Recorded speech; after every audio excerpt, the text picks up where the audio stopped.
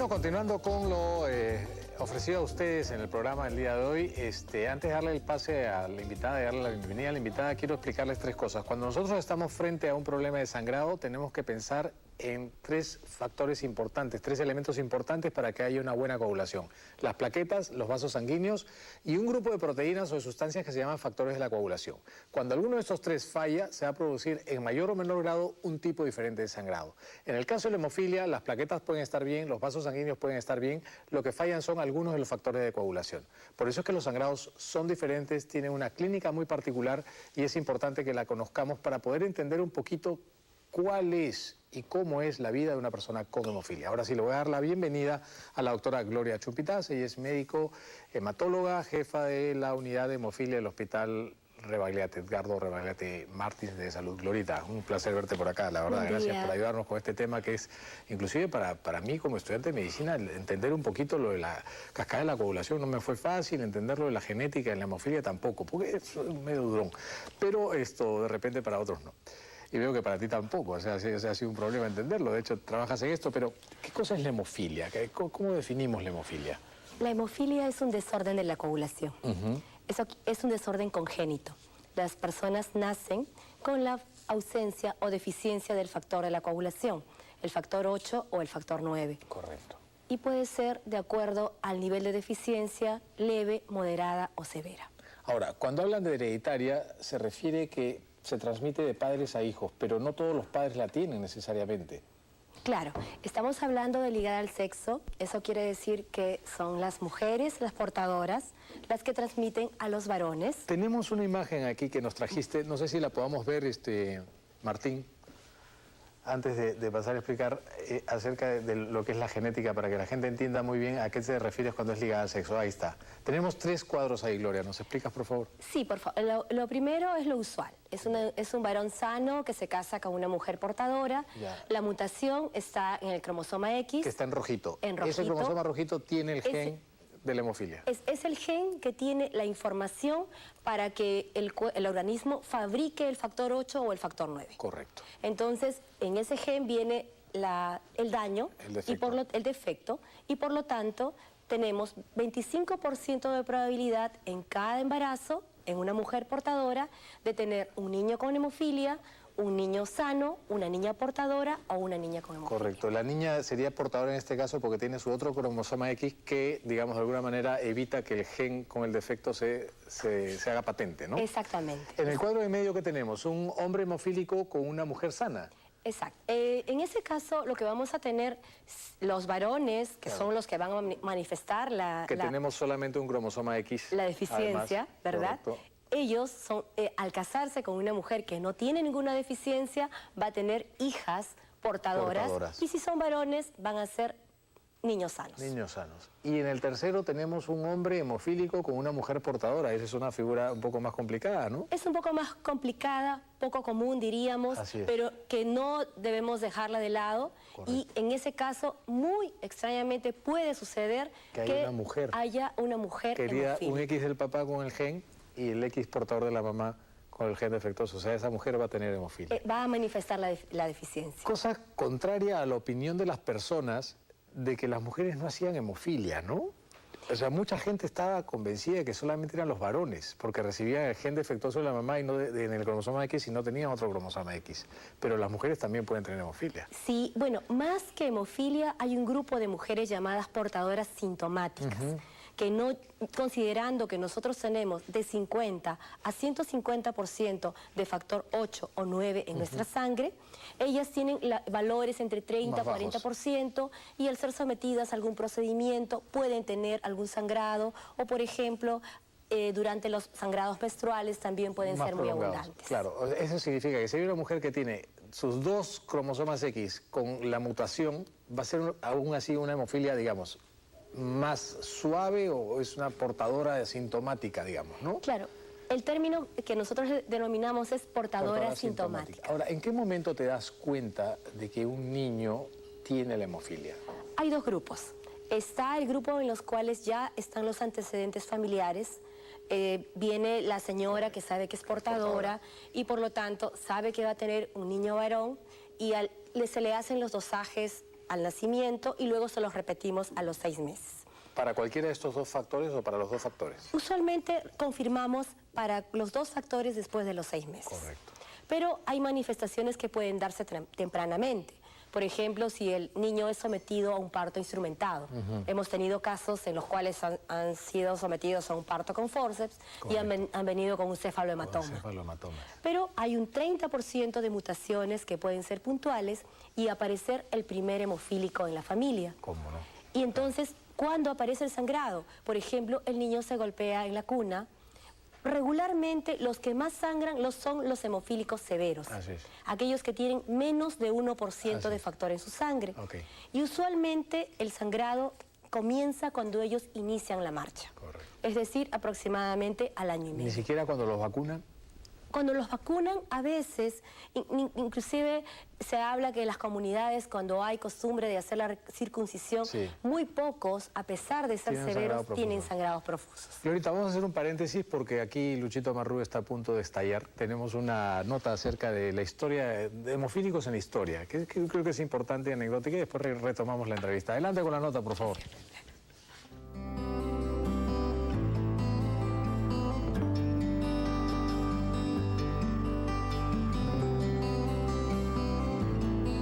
La hemofilia tiene una historia muy antigua. Desde siempre se ha podido reconocer en algunas personas que, a diferencia de las demás, cuando tenían una intervención, una herida, sangraban sin parar. Ahora, el reconocimiento de que eso dependía de una condición heredada no era algo que se pudiera reconocer en la antigüedad.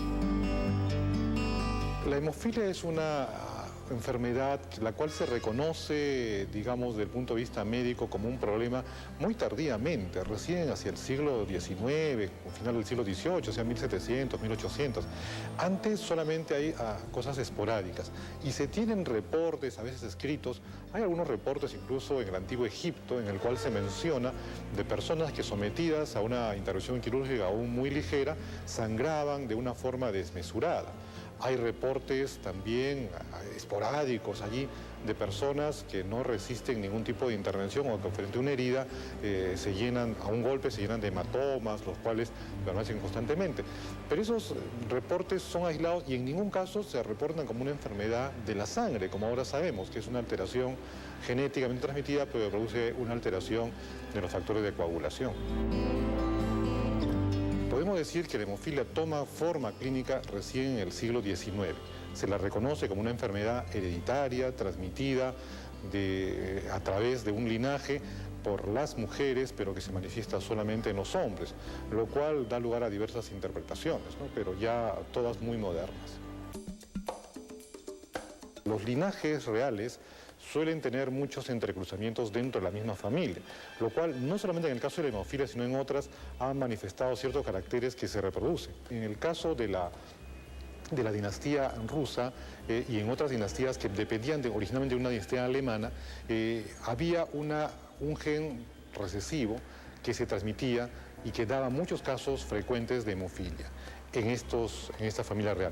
Por lo tanto, la observación de que la hemofilia, la incapacidad de coagular, de que ante cualquier golpe se produjera una hemorragia grande, masiva, que llevaría a la muerte, dio la idea popular de que esa era una enfermedad que se producía más en las dinastías o en las cabezas reales, lo cual no es cierto. Lo que pasa es que en el resto de la población ocurre con poca frecuencia, pero ¿quién se da cuenta pues, de que nace un niño hemofílico que generalmente muere en la primera infancia? Nadie. En cambio, si muere un príncipe, eso es notorio. Entonces, eso es lo que hacía que fuera atribuida como la enfermedad real, pero no tiene nada que ver con eso. Hemofilia, etimológicamente, como muchas otras cosas en medicina, es una mala aplicación de un término, ¿no? Filia es como afinidad, en cierto sentido también significa acercamiento, amor, y hemo es sangre. Entonces algo sería como el acercamiento, la afección a la sangre. No es un mejor nombre podría haber sido, por ejemplo, una dolencia de la sangre o una ragia, que es la hemorragia, pero no, así los nombres en medicina a veces se acuñan y adquieren alguna notoriedad por alguna razón desconocida, les gusta más a la gente, suena mejor. a lo largo de la evolución se han ido decantando y no hay un tipo para cada uno de los factores. Hay factores que casi nunca faltan, otros que faltan con mayor frecuencia y ahí dan las distintas formas de hemofilia que tenemos, que se manifiestan clínicamente en diferentes grados, digamos, de limitación a la coagulación.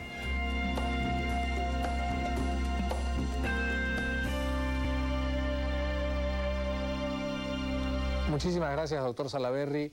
Y ahorita, hablemos un poquito del tratamiento en un mundo ideal, hablemos un poquito de las complicaciones y de qué cuidados deberían tener los pacientes con hemofilia. Bien, en primer lugar, la hemofilia no es una enfermedad, sino es una deficiencia. Y por lo tanto, si nosotros hablamos del tratamiento, el tratamiento es la reposición del factor en el cual está deficiente. Si le falta el factor 8 y el 9, y en los pacientes que tienen hemofilia severa, lo que está recomendado es la profilaxis. Correcto. Dar 3 veces por semana en hemofilia A, factor 8, y en hemofilia B 2 veces por semana. Okay. ¿Qué sucede cuando el tratamiento no es oportuno? El paciente se desangra, sobre todo, ¿dónde son los sangramientos? En las articulaciones. Porque soportan peso y presión. Porque soportan peso, porque soportan presión, porque la hemosiderina se acumula en la rodilla, en las articulaciones de mayor uso, y finalmente pueden terminar con amputación.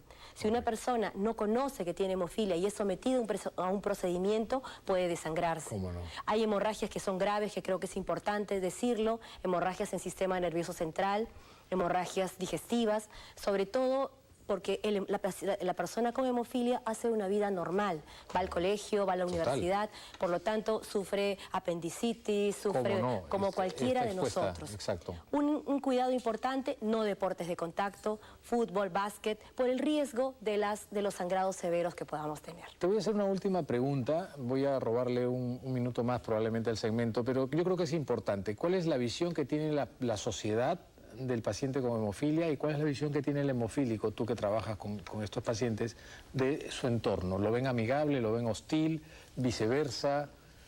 Lo que sucede, hay dos tipos de visión. La visión del que conoce la hemofilia y lo toma como no como una enfermedad, sino como una deficiencia. Y por lo tanto esto lo toma como un reto y le permite insertarse en la sociedad como cualquier otra persona. Correcto. Pero aquella persona que no conoce lo que es hemofilia, muchas veces excluye, por ejemplo, de los colegios regulares y le dicen, no podemos tener a tu hijo porque tiene esto. Es una bomba de tiempo de repente. Claro, entonces nosotros tenemos que explicar, hacer campañas con los profesores, con los profesionales, para nosotros sensibilizar a las personas que efectivamente, el costo-beneficio de darle el tratamiento significa traer personas saludables a nuestro país. Correcto, al entorno, ¿no? ¿Y el hemofílico cómo percibe a su sociedad acá en Lima? Bueno, depende del acceso que tenga el tratamiento. Si vamos a tener un acceso al tratamiento, como en el Seguro Social, ellos llevan sus factores a casa, hacen la autoinfusión, van a las clases regulares, van al colegio, y por lo tanto su inserción dentro de la sociedad es mucho más fácil. Correcto. Pero si vivimos lejos, su calidad de vida es mejor. Y su calidad de vida, aislados, por supuesto que es lo más importante, es lo mejor. No olvidar que si no hay tratamiento, de todas maneras, la sobreprotección aumenta, los sentimientos de culpabilidad, también. Y eso también hace que limite su desenvolvimiento en la sociedad. Lorita, te agradezco muchísimo. La verdad que siempre es un placer tenerte acá para tocar estos temas. Creo que nos enseñas muchísimo. Gracias, Pepe, por la invitación. Gracias a ti. Nos vamos a un corte y regresamos en el siguiente bloque del programa.